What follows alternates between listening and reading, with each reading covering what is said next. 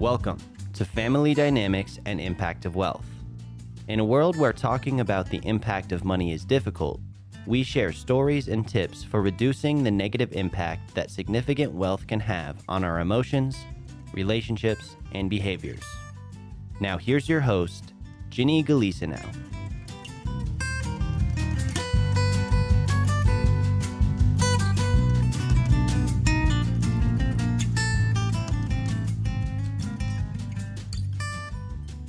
Good day, everyone. Today we have with us Molly Stranahan, who is the fourth generation heir of the Champion Spark Plug family.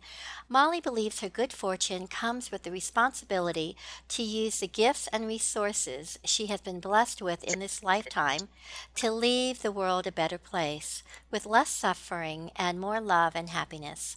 Molly spent the first decade of her adult life as a trust officer and business consultant, and the second decade getting a doctorate in psychology from Rutgers University.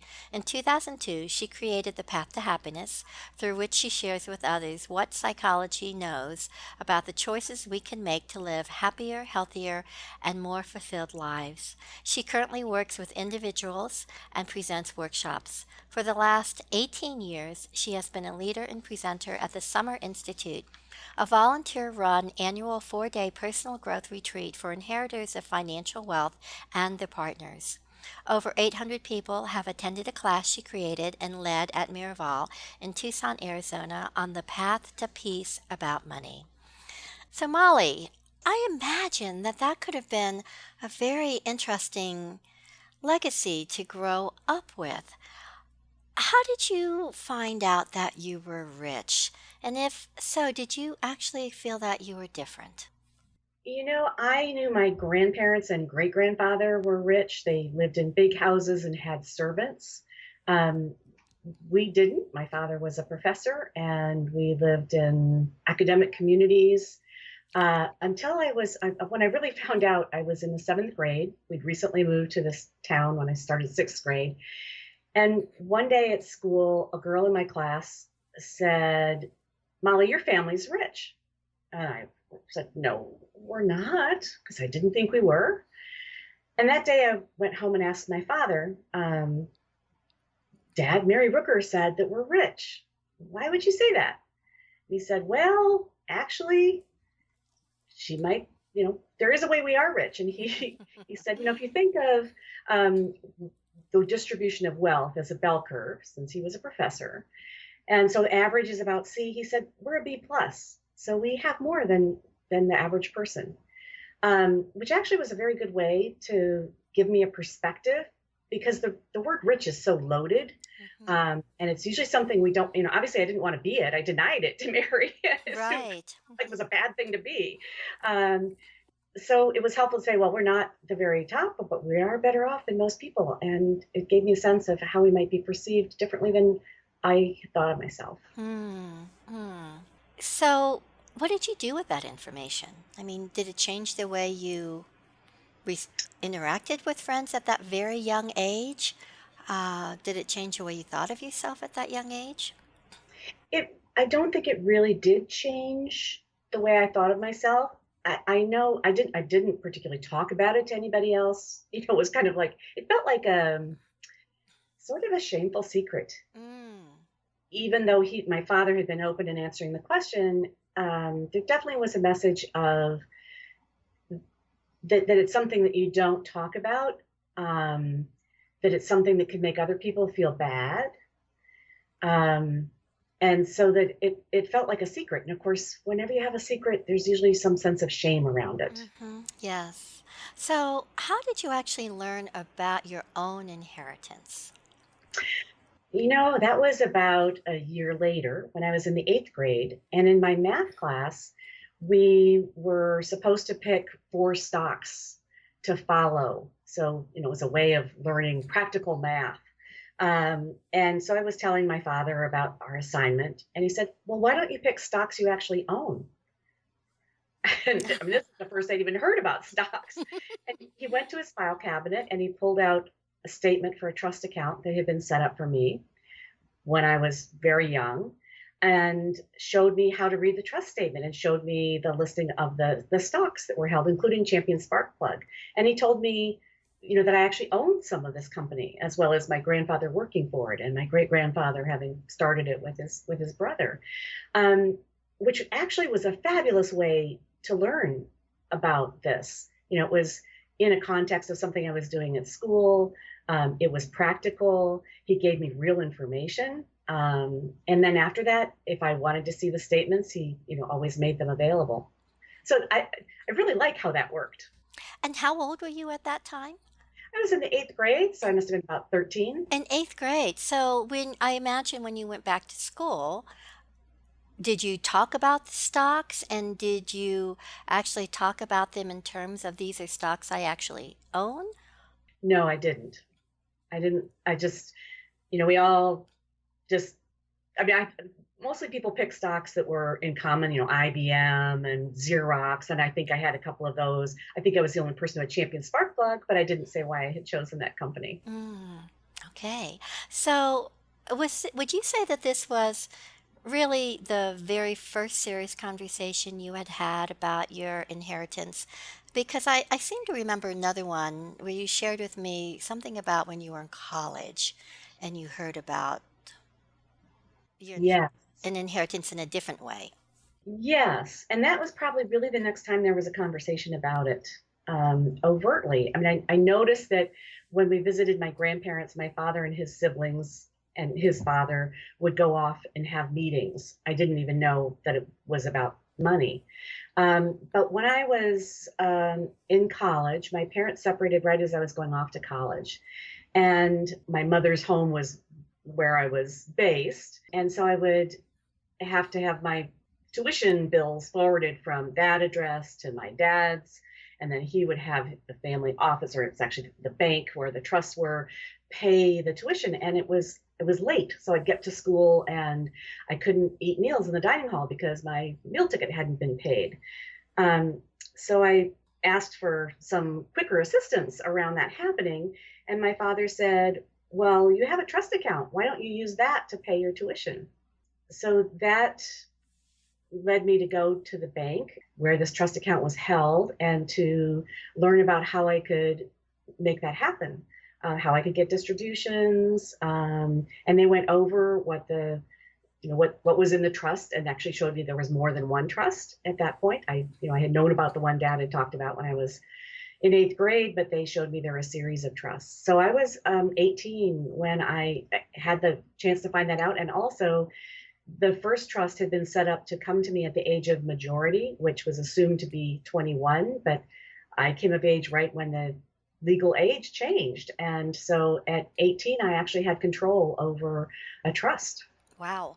Used that to pay my education. And so how did that feel? Did you actually feel that you had an abundance of money and that you now could do whatever you wanted to with it? That's a good question, because the secretary for the trust officer at the bank said, honey, you don't have to worry. You've got more money than you could ever spend. But I didn't really believe that.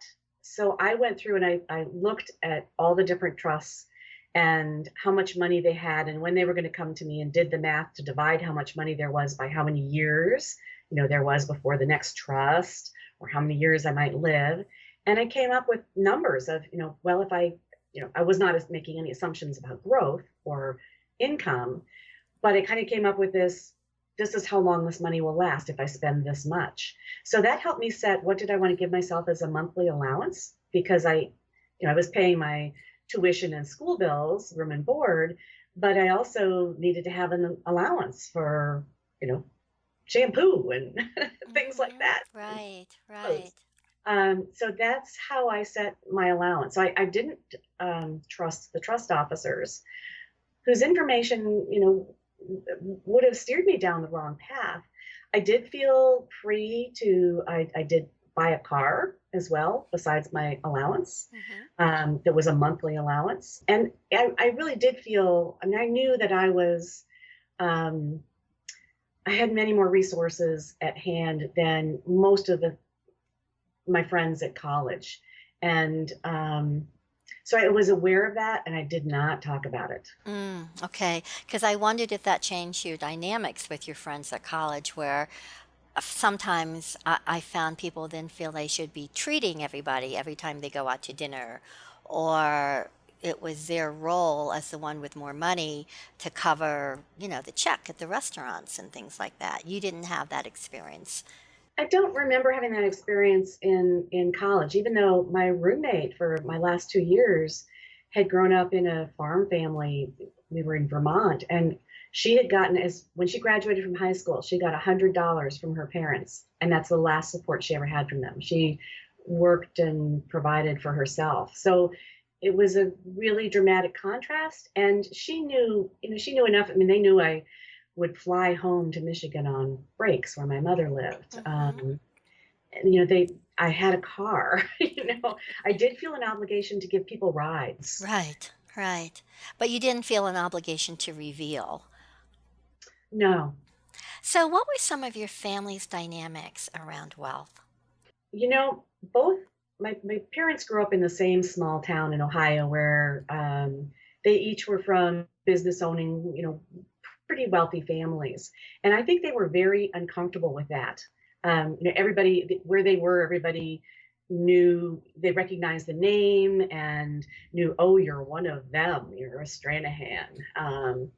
And they really wanted to escape from that and bring us up with a very different upbringing.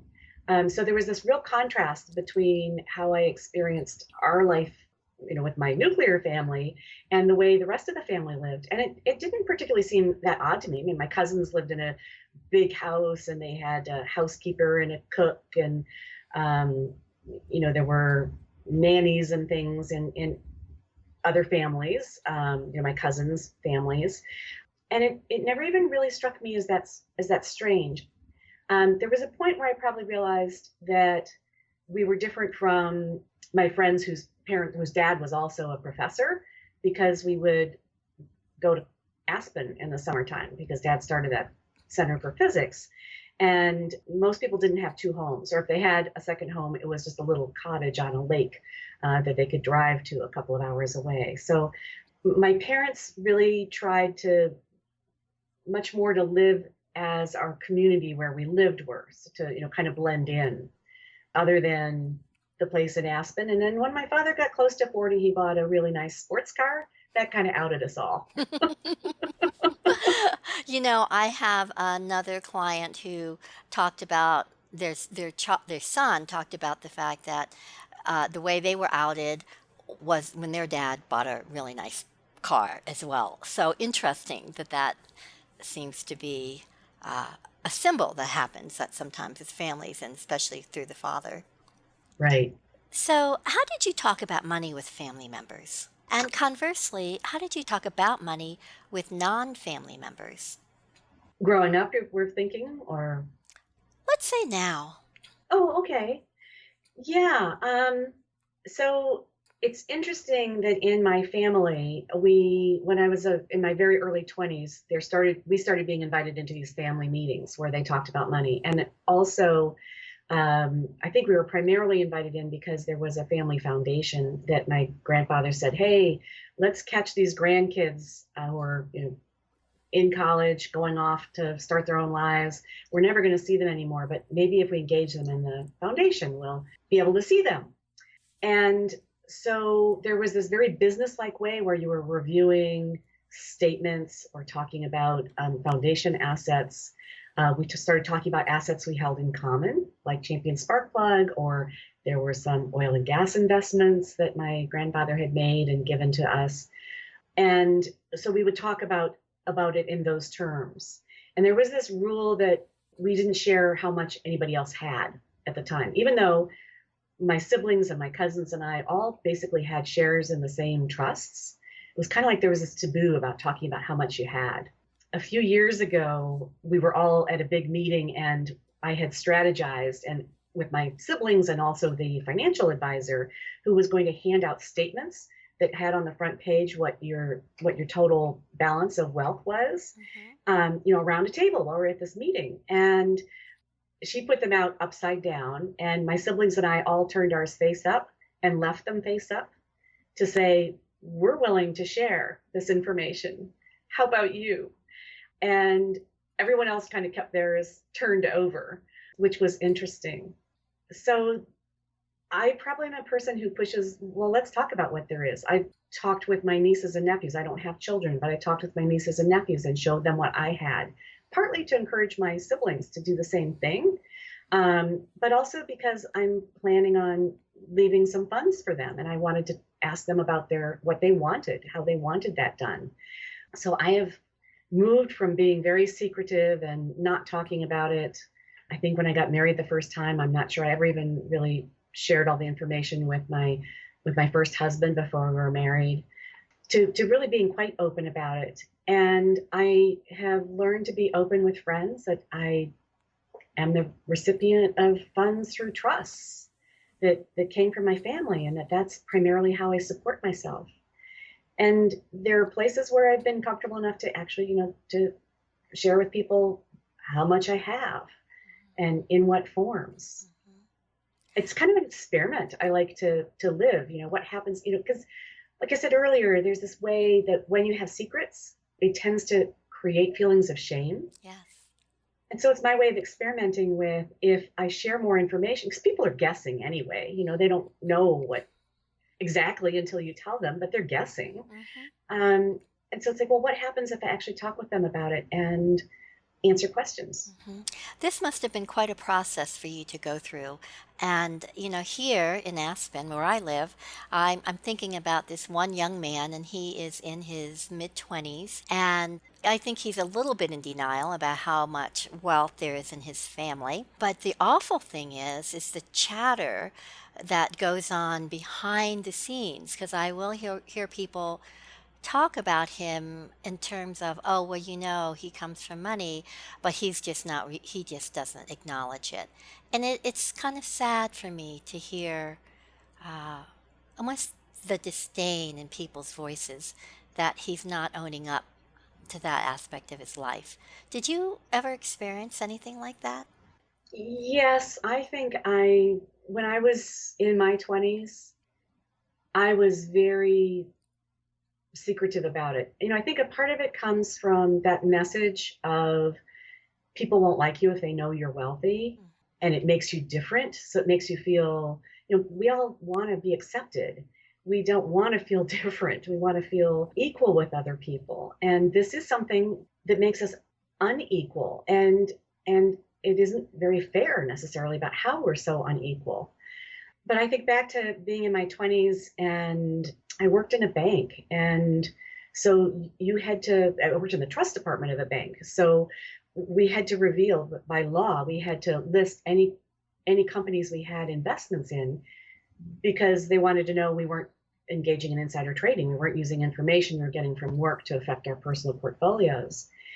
And I remember how embarrassed I was to have to take in the list of the different stocks that I own through these trusts. I felt that was held in confidentiality, but not that long after, the head of investments came to my office, which was a cubicle, and said, "You're from the Champion Sparkplug family, aren't you?" And I remember, like turning bright red, and, what do I say? And the sense of, oh my gosh, I've been outed. Somebody knows. What are they going to think of me? Right. Right? Yeah. I could still relate to we don't have good ways of talking about money in we don't have ways that help us feel comfortable with it. So it brings up our fear of our own shame, about our fear of the envy other people might feel. How do we talk about these things in a comfortable way that then leads to this way people are making judgments about us anyway? Almost everybody I know, I'm a part of the Summer Institute program, and we really talk about these things there. And people generally say they realize later on that everybody knew that they had some money, that they were different. And people tend to make assumptions that you have way much more than you may actually have. And there are these ways that they're already judging you, but it's on assumptions rather than real information. So my thinking has been, rather than dealing with people's unspoken assumptions, let me just open the conversation and be more willing to be open.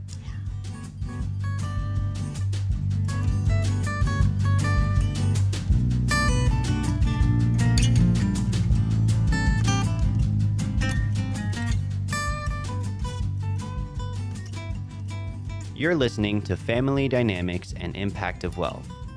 For more information, visit our website, dynamicsoffamilywealth.com.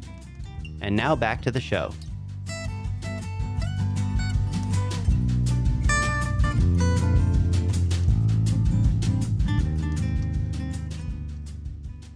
You know, you introduced me to the concept of the green closet, which interestingly, when I was brought to, as you know, to Australia on a speaker tour, and I spoke about the green closet, but over there, the green closet is not, their money is multicolored. So we all talked about the multicolored closet that many of them all kind of percolate in and only talk with each other, if at all, about the money. Is there anything you'd like to say about this green closet? Yeah, there's this way we feel like we're safe when we're in there. And I'm thinking about what is it that we're feeling safe from when we're not open about it. And it goes back. I remember as a child being afraid of being kidnapped, and I think that comes from families as well. That if people don't know, you're less likely to be taken advantage of. And of course, that's the really big one, is to have your physical being put in danger. But there are other ways too that it can feel like we're subject to being used for our money if people know about it. Whether it's that sense of everybody's going to expect me to pay all the time, or people do ask you for support. They ask you for gifts or loans. You'll find that if you're open about it, and maybe even if you're not open about it, there are people who feel like, because of your good fortune, you should share your wealth with them. So it makes you vulnerable in those ways. And I have found it was really important to be able to say no to people, to be able to be out of the closet, to be able to be willing to disappoint them. And if they ask for money, and to accept that there are ways it does affect your relationships. I did not know that you had a fear of being kidnapped. Ah, yes. When I was little, yep. Did your parents talk about that? I mean, how did you come up? How did that Well, happen? I remember I must have been about 11 or 12, because I think it was when Bree was young. I asked my father, if Bree was kidnapped, what would you do? If they Oh wanted my goodness. $1 million ransom, what would you do? And I was really asking, like, would you rescue me? Right. Right? And he said, I don't know. I'd have to see what the FBI, advised. I'd go to the authorities, and I don't know what I would do, which my dad was always really honest. It wasn't really the answer I wanted. It was like, of course I'd pay the ransom. You're more important than however much money there is, right? Wow. Yeah. Wow. So, you may have covered this already, but I'm going to ask it anyway. What's the biggest challenges you've had about and around wealth? Yeah, that's a good question. I actually think my biggest challenge around wealth has been more internal. And it comes from a message I remember receiving from my grandmother, who married into the big wealth. She was from a well-to-do family, but not as wealthy or as prominent. And she said, or at least what I interpreted from her was, I had benefited from an economic system that harms other people. That people who worked for Champion Sparkplug were helping to make the money that I received for doing nothing for Champion Sparkplug, and that I therefore owed a debt or obligation to people who have been harmed by our economic system. And I realize that has led me to feel that so deeply that I spend a lot of my time and a good bit of money to try to improve our social system, to try to ameliorate the impacts of our economic system, the amount of poverty there is. And I overwork doing that. And I realized it's because I feel like I've received so much, I can never actually pay it back. I can never actually give enough. I mean, I suppose one way to feel like I give enough is to give away all of the money. And I notice I'm not willing to do that. I like being able to live off that money and have the freedom to do what I want to with my time. But it has created this internal pressure to focus on how I can make the world a better place. So, you've just led me right into a conversation about legacy. I know you've come to accept the label of philanthropist, and I know that you interpret it to mean one who loves humanity. Besides your personal giving, which includes contributing money and time through the Solidaire Network, Threshold Foundation, and a donor advice fund, you have been involved in your family's foundation since you were age 21, starting with the Need More Fund and in the last decade or so, the Stranahan Foundation. Tell me about the family messages you received about philanthropy and how they impacted you. I think one of the messages was like that one from my grandmother, we owe it back. Another one was, this is a way to make a difference, and we have an unusual ability because of the wealth we've received, as well as these foundations that have been set up, to really think hard about how those funds can have the most impact. It's not just about let's give out this money. It's about how can we have the most impact with this? How can we help people the most? And through the Need More Fund, I learned a lot about community organizing, which is supporting people to come together to get what they want. So rather than being handouts, it's more like a hand up. It's more like empowering people so that they have a voice in changing the system, rather than us as people of wealth deciding how the system should be changed to protect the people who have so much less. So it really created this respect for bringing forward the voices of people who are poor or that are subject to prejudices, people who are physically or emotionally, endangered or insecure, and to respect and advance the solutions they favor. And that has really been a great gift that I got from my family by us learning this together. Yes, I know that your dad in particular is so much a champion of empowering people. And clearly, this is something he's passed on to you. And I believe your grandmother actually Mm-hmm. was this exact same way. Yeah, and my grandfather too. And different members of my family have interpreted it in different ways, but there definitely is a strong legacy around that. So, closing on the issue of empowerment, I like to leave our listeners with a word of wisdom or an action item that they can do for themselves, for their families. What would be something you would like to put out to people, almost as a challenge, of something that they might want to step up and do for themselves or for their family? I think the impact of secrecy around money is so negative on us and actually on society as a whole that I would encourage people to live an experiment of finding places where they're willing to be a little bit more open. Take some baby steps around having a conversation that feels really uncomfortable around money, whether it's in answer to a maybe almost unspoken question, but to experiment and see how it affects you and your relationships to be more open. I think the benefits are amazing, both in terms of how it can enrich our relationships and allow more intimacy and closeness in our relationships to be that vulnerable in sharing something that's hard to share. I also think it's generally it is the person who is seen as having kind of more power in a relationship. It's kind of their obligation to bring up the tough issue.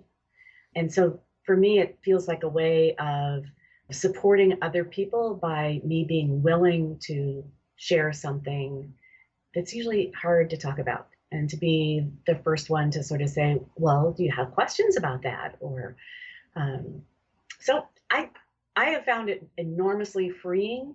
It also helped me get rid of the shame I experienced around wealth. So I like to encourage that. Thank you. Thank you. Now, Molly, you and I could go on for hours, and I know our listeners would learn so much from a longer conversation. And I know you have offered to come back at another time and talk about a few other family dynamics and issues around the impact of wealth. So I think we should close the session for today. Let me say thank you, thank you, thank you for being so vulnerable, stepping bravely out of that green closet and sharing with us your story. And I look forward to when you can join us again. Thank you. Thank you so much, Jenny. You're so easy to talk to. Thanks. And I would say the same thing about you. All right. All right. To another day. Thanks. Bye. Bye.